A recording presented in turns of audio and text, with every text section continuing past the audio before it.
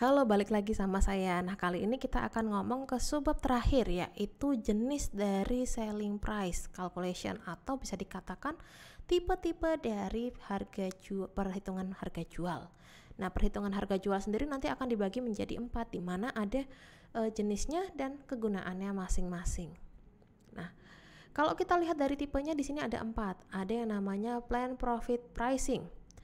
Ada yang namanya gross profit margin target atau GPMT, ada yang namanya what the market will bear, ada yang namanya most significant digit pricing. Nah, itu apa maksudnya, kita akan bahas satu-satu. Yang pertama adalah plan profit pricing, di mana ini adalah kombinasi dari harga biaya per unitnya dengan hasil yang didapatkan. Nah, tipe ini biasanya kalian gunakan kalau memang dari segi bisnis kalian sudah bisa dilakukan. Dalam artian pricing strateginya yang kalian tentukan saat ini, kasarannya kalian sudah ada pricing, kalian sudah melemparkan ke pasar, ternyata harga tersebut wajar atau bisa diterima oleh pasar.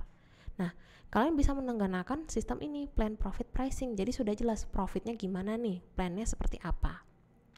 Nah, untuk tipe ini akan sangat berguna kalau misalnya dari segi harga kalian fleksibel. Kalau misalnya harganya tidak fleksibel, maka tipe ini sangat tidak cocok, karena kaitannya adalah fleksibilitas atau fleksibilitasnya gimana dalam penentuan harga. Nah, yang kedua adalah what the market will bear, atau artinya berapa jumlah harga yang akan diterima oleh pasar. Mungkin teman-teman pernah mendengar yang namanya price selling sama price floor. Kalau misalnya lebih kayak bingung, price selling atau harga tertinggi itu adalah harga yang ditetapkan oleh pemerintah untuk suatu barang tertentu. Nah, pada kasus ini what the market will bear adalah harga tertinggi. Harga tertinggi berapa sih? Mungkin biasanya kalau ada di obat itulah ada harga eceran tertinggi. Ini kasusnya kayak gitu. Jadi misalnya contohnya di sini ada satu barang harganya 10.000. Nah, maksimal konsumen itu bisa membayar dengan harga 50.000 untuk mendapatkan produk tersebut. Itu harga tertinggi atau selling price-nya.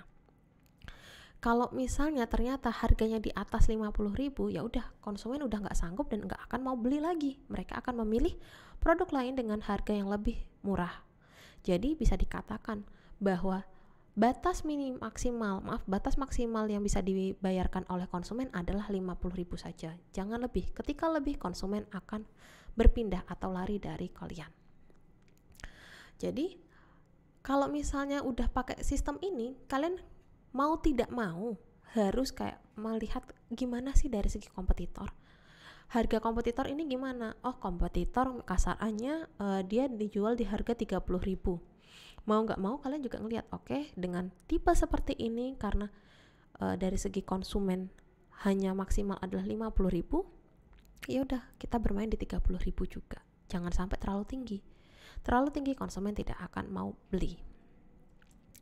Dan yang tiga adalah gross profit margin target, di mana kita langsung melihat atau menekan berapa persentase yang akan kita inginkan. Ketika kita udah tahu berapa selling price-nya, harga jualnya, nah kita bisa menggunakan gross profit margin target ini sebagai penentuan berapa jumlah revenue-nya. Seperti yang di sini dikatakan bahwa sebuah perusahaan memiliki 10.000 untuk dari pendapatannya, dengan profit marginnya adalah 6.000. Jadi bisa dikatakan 10.000 dikurangi 6.000 menjadi 4.000. Gross profitnya adalah 40%. Artinya keuntungan dari pendapatannya mereka adalah 40%. 4.000. Nah, ini akan sangat berguna kalau misalnya memang kalian bisa menganalisis gimana sih dari segi pasar seperti apa gitu. Dan yang terakhir adalah most significant digit pricing. Ini yang paling sering kalian lihat ketika di real estate. Menggunakan apa? Menggunakan sistem 99 di belakangnya. Karena di bawah psikologi seorang konsumen, ketika ada harga 999 itu lebih baik daripada di belakangnya angka 000. Makanya kalau kita lihat ada sebuah apartemen, katakanlah apartemen dengan harga segini, misalnya dengan harga 599.999, itu di bawah alam sadar konsumen merasa ini lebih murah daripada 600 juta. Nah, jadi itulah yang dinamakan most significant digit pricing. Tapi ini akan sangat berguna kalau di real estate. Beda halnya di manufaktur. Manufaktur katakanlah produk, katakanlah kalian jualan coklat dengan harga 7.999. Konsumen akan sulit melihat ini karena ketika di di barang manufacturing 999 itu sedikit kurang signifikan perubahannya. Beda halnya kalau kalian menggunakan sistem diskon. Nah, itu beda lagi. Nanti bawah sadar alamnya si konsumen ngerasa oke, ini lebih murah kalau misalnya ada yang namanya promo. Apalagi kayak misalnya 20.000 dicoret. Nah, misalnya seperti itu. Konsumen akan oke, ini harganya lebih murah. Tapi untuk most significant digit pricing ini hanya paling sering berlaku di real estate.